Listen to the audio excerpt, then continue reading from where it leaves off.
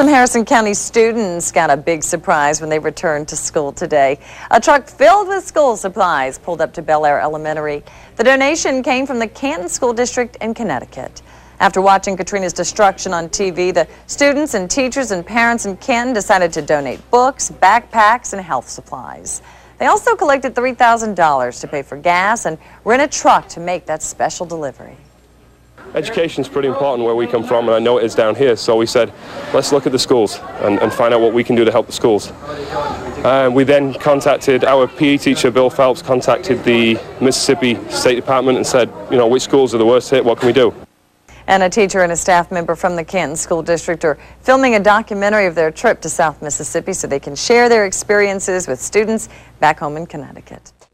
Initially, when we started getting the stuff in from parents, we realized that we were getting an awful lot of weight. The actual product we were getting was starting to really build up to a point where we sort of filled a couple of closets at school, and we were starting to really look for space to store this stuff. And we thought, well, how much is it actually going to cost to ship this stuff down there? Further inquiry with some of the freight carriers made us realize we couldn't really afford to do it without raising a lot of cash alongside the supplies. And then I was just sort of chatting to Bill one day about the meaning of the whole project, and I said, wouldn't it be cool if we got some staff members to drive down there, visit the school? And he kind of smiled at me and was like, you know, that'll never happen, sort of thing. And then as the days progressed, we started thinking about it and really looking at the logistics of borrowing a truck or renting a truck and finding a couple of people to do it. And then I talked to Eric and said, what do you think? We'd been on road trips before, cross country, so we knew we could achieve this if we had the resources. And I said to Bill, let's try and make it work, and we crunched some numbers and figured out a plan, and off we went. We took pencils, we took pens, we took rulers, we took pencil boxes, we took backpacks, we took paper. We also took some things for teachers to get themselves started, things for their desk as well as for the children. But pretty much anything that a child would need for the first day of school, we took it. Everybody want to turn to the camera and say hi to all the students in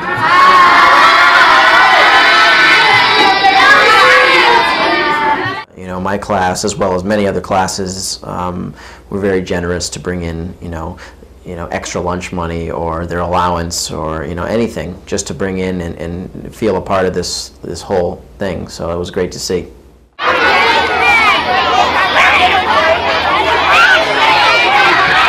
About 5 weeks ago, a big Hurricane Katrina hit a place down called, well, we all heard about New Orleans. Mississippi, Louisiana, all down in that area. Did some very, very big damage. And you'll see what some of the schools look like. A school that looked like this one day, the next day there was nothing there. The kids started school at the same time, actually a little bit earlier than you guys did. They started in the middle of August. When Katrina hit, they have not been in school since then. You guys and your brothers and sisters and friends over at CIS have graciously collected a huge amount of supplies. That truck is filled with supplies that will go down to an elementary school that will be opening on Monday morning. Mr. Buckler and Mr. Parati will be driving this truck all the way down 1,300 miles. 1,300 miles down to the school. On Monday morning, they will be pulling up as the kids come back to school. They will be pulling up and unloading this truck for the supplies for these kids to have. Boys and girls, this is what the most important thing you can do in life is to give to others. And sometimes you give with donating things, and sometimes you give of your heart. How many of you wrote letters to the kids in Mississippi? Well, can you imagine when they open these boxes on Monday, their first day back at school, and the school is very damaged, I understand, and they don't have a lot of supplies. Can you imagine how great they're going to feel when they read your warm, caring letters? What a great way for them to come back. And that's because of what you've done. And you did a great job of caring. So give yourselves a hand.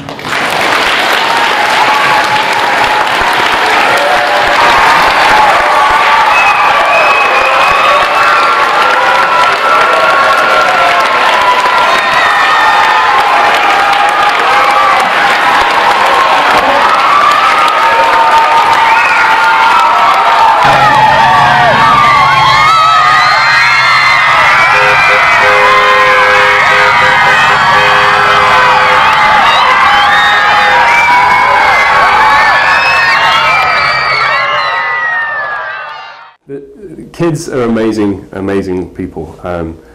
Those children stood there and waved us off. They were into the project from the start. They gathered at home. They gathered from their aunts, their uncles, their grandparents. They put all the stuff together, labeled it, boxed it, put it in the truck, and then waved us off. We just left school. It's 1:30 and we'll probably drive about 12 hours today and hopefully hit the Tennessee border. It's been a hard day's night and I've been working like a dog. It's been a hard day's night. I should be sleeping like a log. But when I get up to you, I find the things that you do will make me feel alright.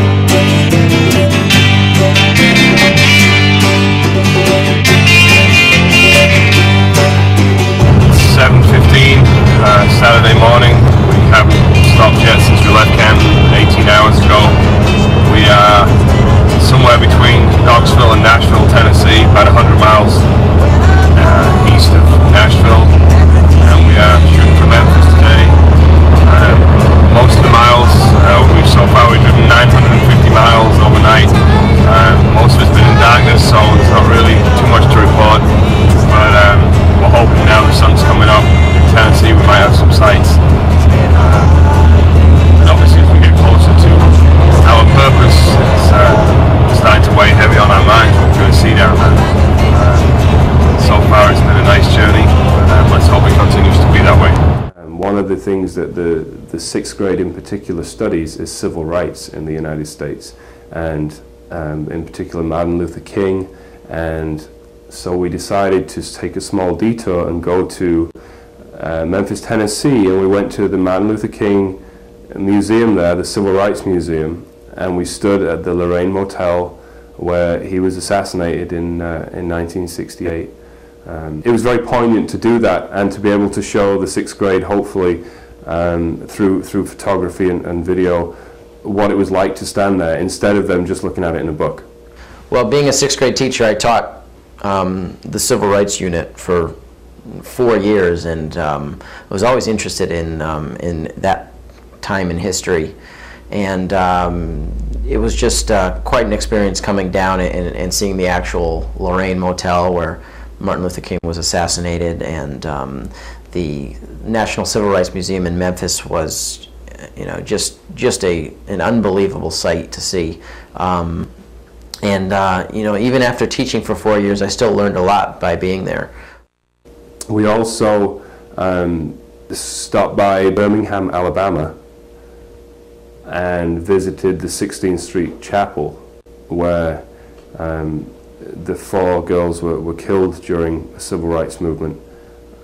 Again, just to stand in these places that we've seen pictures of was quite moving. I think that's the word I would use, is moving. So I think the trip gave us a lot personally and allowed us to look at things that perhaps we'd always wanted to see ourselves, but it also, through our eyes, the children are going to be able to see perhaps things that they will go on to later in life and go and seek out themselves. Going to see the 16th Street Baptist Church was almost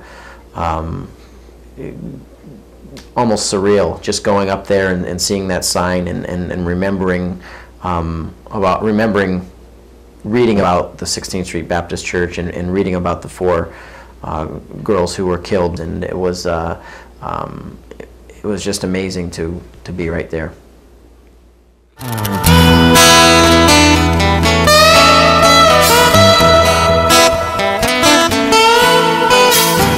We're here in Hernando, Mississippi. We had to make an unscheduled stop to replace a tire. It is so hot here right now. You can't get any idea, but it's really hot. It's like 90, 95 degrees, really humid. And for a couple of New England boys, this is pretty unbearable. We're going to probably be delayed 2 to 3 hours because of this. It took 2 hours for the mechanic to get here, and now it's going to take an hour to change 2 tires. We're getting 2 new tires put on courtesy of budget. Okay, we are just about ready. New tires on. Cleaning up here, and we should be out of here fairly soon. So does this mean the truck's been retired? We got the tire fixed on the truck. We're back on the road now. We're heading south on Highway Interstate 55. It's a 2-lane highway all the way down now, about 6-7 hours to Gulfport. I'm wondering when we'll actually start to see, you know, devastation. I don't know if that's the right word. How serious it'll be this far north, I don't know. I don't really know exactly where its path went, but certainly as we come into Gulfport tonight, we're going to see trees down and maybe some closed roads and some damage to homes. So it's really starting to sink into us now what we're here for, the purpose of this whole trip. We've had a bit of an adventure to get this far, but now it's time to get down to the serious stuff. It's just about 7 o'clock in the morning. We're at Wanda Jennings' house. She was very nice to let us stay here in a small apartment above her garage. This is her backyard. That's one of the trees that was knocked down. And if you look over here, here's their house. And this is their temporary roof. A lot of shingles fell off during the storm, and there continues to be a lot of leaks in their house. The initial reaction when we drove into the town, we started to see wind damage, rain damage, you know, a good 50 miles north of Gulfport. But it wasn't anything that we hadn't really seen before until we started getting closer and closer to the coastline.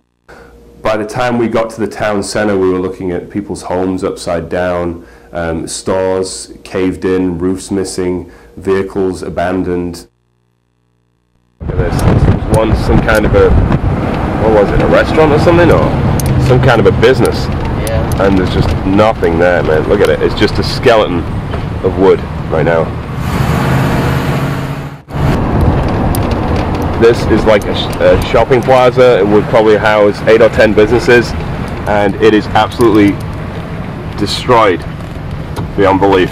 We don't want to go too close because of potential for getting flat tires, and we've already had that experience once this trip. But Tires, a box of lots of clothes and everything here. I don't know why it would be here, but maybe somebody was camped out here for a while. Who knows? I mean, it's just absolutely destroyed. It's easy to see now when we look at these buildings how looting became such a popular activity for a few days, because there's just no security for these buildings whatsoever. I mean, no power here, the lights are dead, as you can see. We've all seen that before, but bear in mind these have been out now for a month. This isn't a 5-6 hour Connecticut light and power problem. This is a month of no power. And without power, it's hard to rebuild any of these things. They've got no power for power tools, lighting, you know, construction requirements. It's very difficult to rebuild anything without good power. This family home over here, it seems to be in fairly decent shape, except for maybe the front area, except for that bit. That one's totally lost its roof. The boat's been knocked off its trailer. The motor's sticking out in the middle of the road.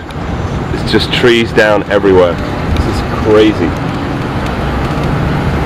We're getting very close to, I guess we're close to the ocean now, right? We're to the Gulf. We're getting close to the Gulf. This town is flattened. You can't probably get any concept just from the movie camera how destroyed this landscape is. The whole horizon, if you look across, is just destroyed. And look at this tree. It's got like somebody's life in it. Clothes. I can see engines from cars. There's all kinds of industrial equipment lying around. I mean, look at that. It looks like a kid's play tree. It's got all kinds of debris in it. this was once a building. This was once a building right here. This is right on the Gulf. This is on the water. So this has got to be probably the worst hit area. There is a fairly unpleasant smell to the air right now. It smells like, what is it, like sewage. It smells like run water, that's what I was going to say. It's like a sewage kind of smell.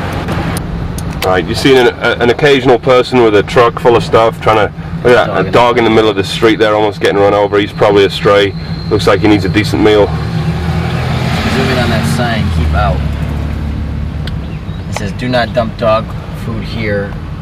Dogs are fed. Dogs are fed. Keep fed, so that dog... Right, but there's no people living there. They've left the dogs probably and taken off. Dog keeps wanting to go in the middle of the road. And well, he needs some attention, and he hasn't had a decent meal in a week, I can tell you that, because he looks... What do we got we can throw him? Yeah. The guy in front of us got 4 tanks of... Yeah, people are carrying gas. Alright, you gotta watch out for this dog here. Yeah, don't run him over. Hey buddy. Poor guy.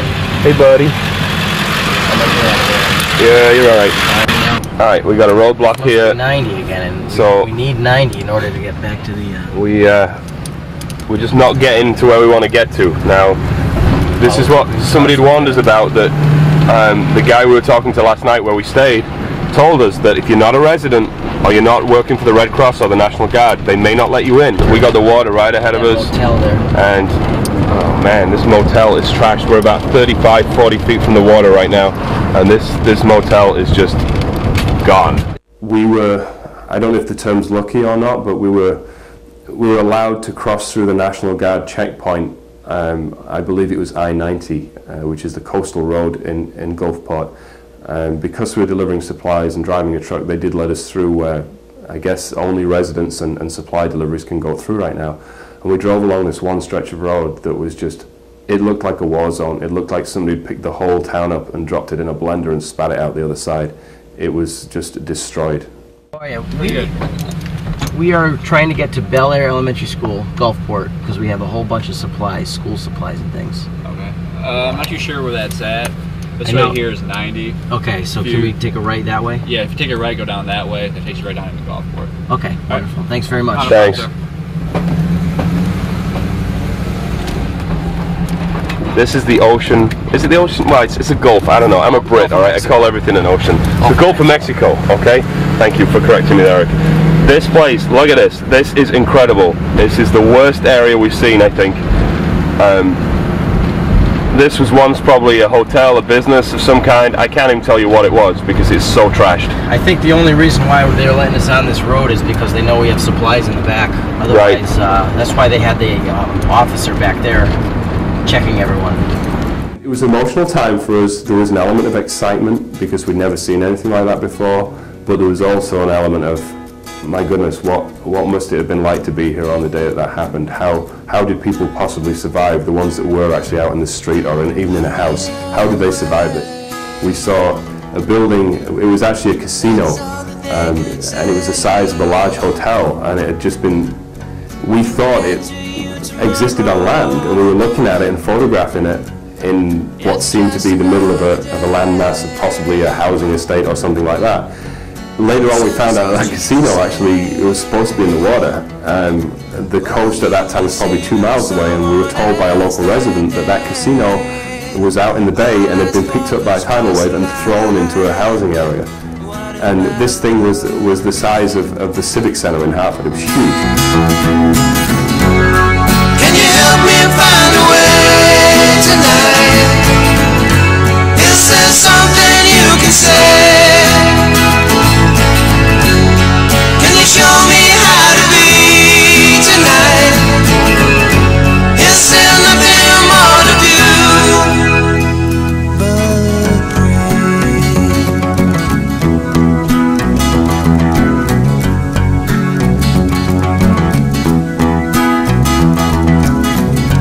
This is swinging in the skyline, broken battered lion still on the ground.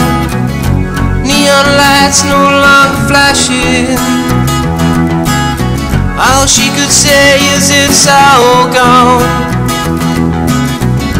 If you still. It was quite a sight. I've never seen anything like it before. Just looking at it on the news, is nothing compared to seeing it in person. And what we saw was a month after Katrina. It happened a month ago, and it was still devastating. The whole area was devastated. Is there something you can say?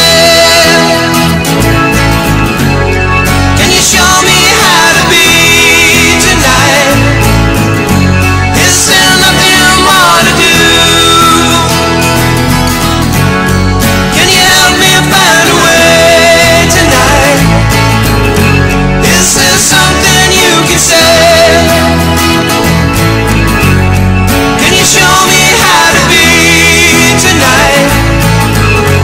Is there nothing more to do?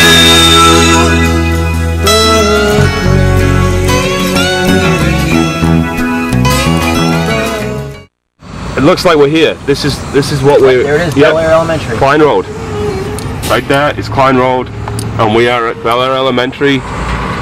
It is back in session. I'm told that the local TV station will be here, so we'll see what happens with that, but it's a pretty decent sized school, and we'll do a full film of it later, but this is our arrival right now. The school itself was primarily a brick building, so it had stood up fairly well to some of the high winds. It had lost its roof, but that had had to be repaired prior to us arriving. But we were told by the teachers that 6 classrooms had been rebuilt with regards to their roof and ceilings. The gym, we got to see the gym, and that was still in pieces. The roof was torn off. It was very much a skeleton structure for the roof. The brickwork seemed like it survived. The school itself was trying to rebuild. It was pretty much, I mean, it was ready to open again, so obviously they wouldn't have let the children back in if it had been in any way unsafe. But it was obvious from the faces of people and the people we talked to there that they'd obviously suffered and just sort of managed to claw their way back in time to open up again on October 3rd. We're at Bel Air Elementary School. We just dropped off all the supplies. The truck is now empty.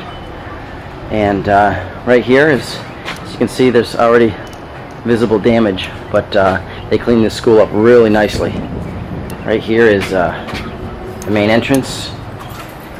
Bel Air Elementary, home of the Bobcats. And here we go inside. So here are all our supplies scattered around this room. I'm sure they'll be dispersing them to the needed places soon. And we had a number of 6th grade students coming and helping us. They made a chain for us, 1 box at a time. It really only probably took less than a half an hour to get that truck unloaded. After we'd unloaded the supplies, Judy Boyd, the lead teacher, was gracious enough to give us a tour of the school and allow us to take photographs and meet with some of the children. And as we were walking out of the hall in the main entrance there, literally just about to get back in the truck, a gentleman came up to us, I believe he was the lead custodian, and said, would we mind using the truck to give him some height in order that he could reach the rope on the flagpole. The rope had gone up the pole, wasn't long enough to be reached from the ground, and he saw this box truck as a way of getting high up to retrieve the rope. So we backed the truck under the flagpole, and Eric and the custodian went on the roof of the truck, and they rethreaded the rope to hoist the flag.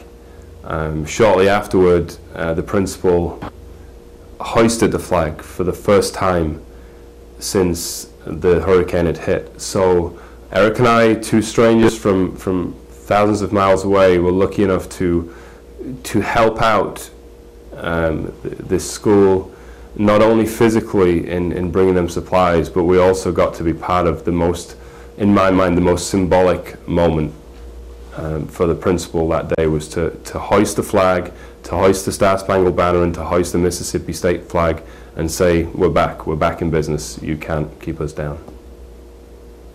One of the most significant things that Eric pointed out to me on the way home was, if you looked at the oncoming traffic, there was an awful lot of trailers, caravans, cars loaded up with camping equipment, U-Haul type vehicles, all coming back into Biloxi and Gulfport south as we were heading north.